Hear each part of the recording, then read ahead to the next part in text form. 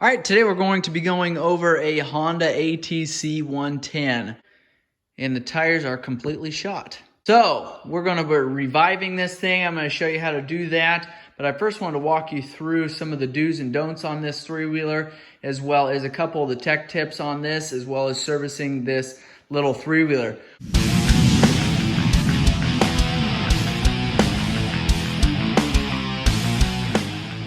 We've got a steel tank here. These are fairly common to have these rust and have some serious issues. You've got a fuel cap here that's got an on and an off position. That is simply the vent to shut that fuel vent off and then to turn that on. So you want to make sure if you're running this three-wheeler, you want to make sure it's in the on position. And fairly easy to flip back and forth there, so just double check that if you can't get your three-wheeler to run quite right. On the left-hand side here is where we're going to start. You've got your gear shifter. It's a 4-speed.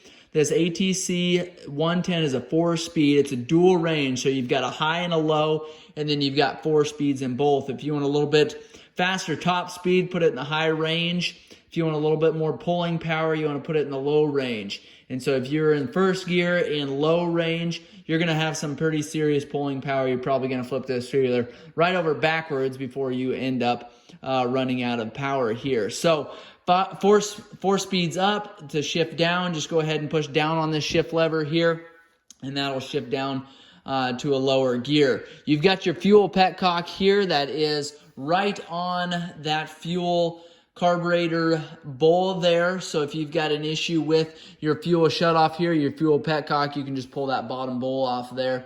You're going to have 2 lines coming directly out of the bottom of your fuel tank. So if you've got to remove this fuel shutoff here, you want to make sure and drain that fuel out of your tank so it just doesn't sit there and drain onto your cylinder head there. So you've got the off is a horizontal position, up is going to be reserve, and then you've got on is the down position there. So make sure you adjust that to where you want it to be before you go out riding on the trail so you don't run yourself out of fuel. You've got your choke lever here. This is just a flip knob here. It should stick in the choke on or the choke off position. If it doesn't, you want to make sure you make some adjustments there.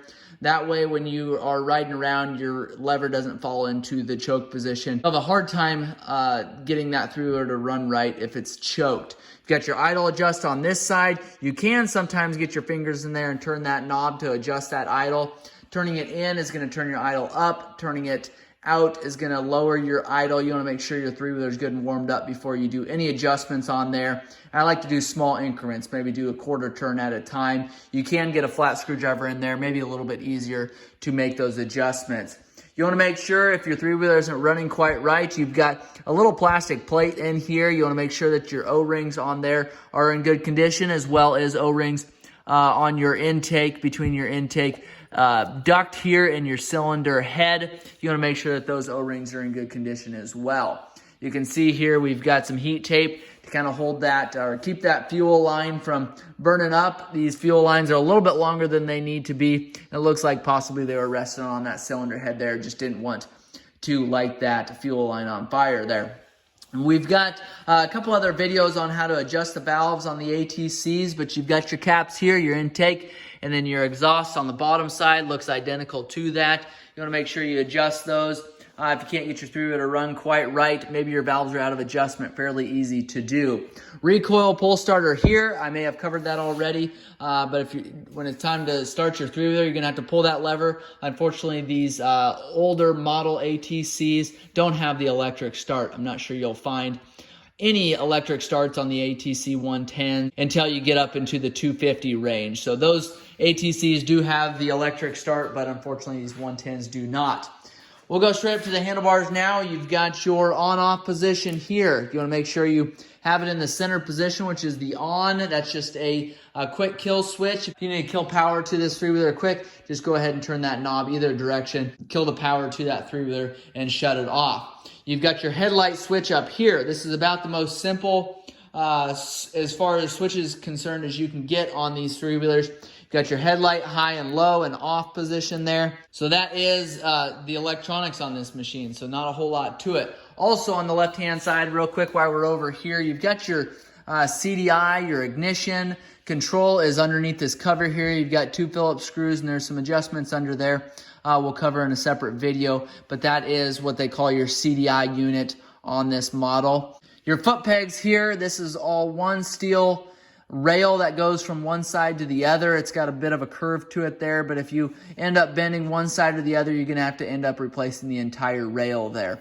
So that's what's unfortunate about those foot pegs, but fairly simple to do. You just drop 4 bolts off the bottom there, and that foot peg will drop. That being said, you want to make sure that those are good and tight before you go out riding. That way you're not breaking those, ruining those threads on the bottom of that engine there. We're going to go ahead and pull this seat fender off. There's one lever that does that. It's on the right-hand side of your three-wheeler there. It's a little lever. Going to be hard to see until I get this completely pulled off.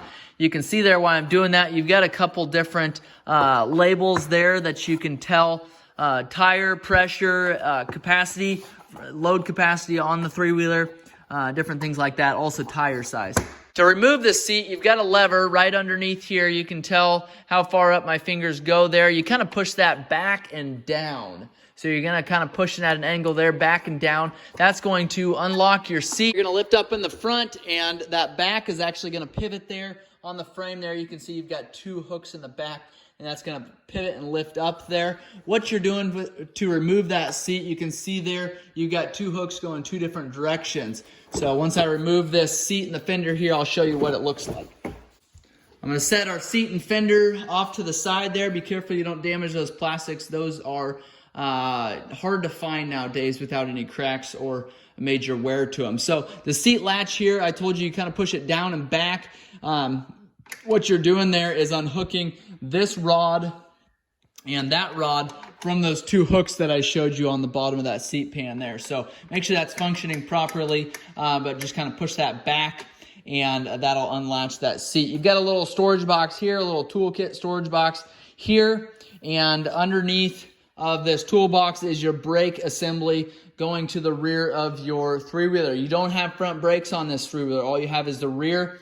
You do have a left-hand brake lever on the handlebars, but that cable is going to run down. It's actually going to go to your rear brake cable, which is here, and then that is actually going to push that brake pedal down when you pull that lever at the handlebars, and that's going to pull this brake rod that will go to your rear brake assembly. So if your rear brake rod is not adjusted properly or it's not functioning properly, you're going to have no brakes no matter if this cable has tension on it or not. So keep that in mind when you go to slow down. You want to make sure that those are working properly. You have got your engine fill cap is here. This is for your engine oil. And I'll get you those specs here down in the comments below. But this is also a dipstick. So to drain your oil, you've got a drain bolt right on the front of the motor there. You're going to want to get to that on the left-hand side of your three-wheeler there. Drain that engine oil. When all that is drained, go ahead and pull this cap here. Fill up to the capacity I show you in the comments below, and then you want to start that three-wheeler, let it run for a little bit, shut it off, and then go ahead and check oil dipstick there to make sure you've got the proper amount in there. There is no engine oil filter on this little three-wheeler here, so don't worry about changing any oil filters. There is just a air filter and engine oil, and then a spark plug, which you want to change when you do service your three-wheeler.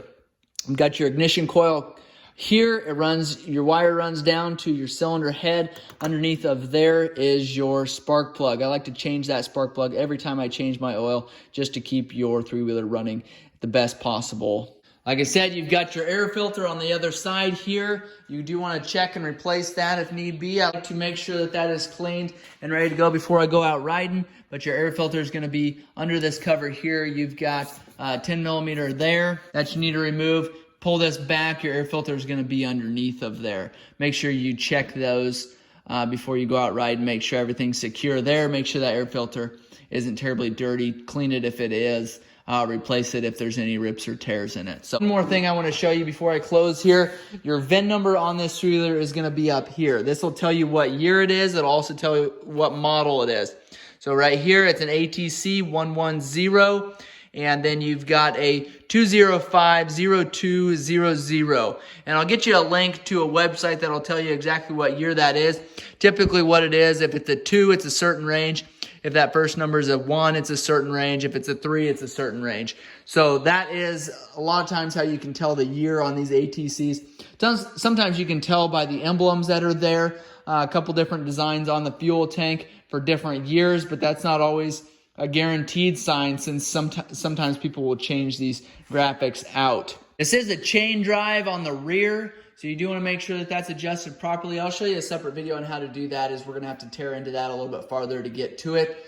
We'll be doing that soon. We'll get a video posted on that. So if you guys have questions or comments, something you want us to do on this specific three-wheeler, like I said, we're going to be going through it completely. We can do that. You want to make sure and check that channel out to make sure that you catch all those videos that we post. Make sure you hit that notification bell. That way you don't miss anything.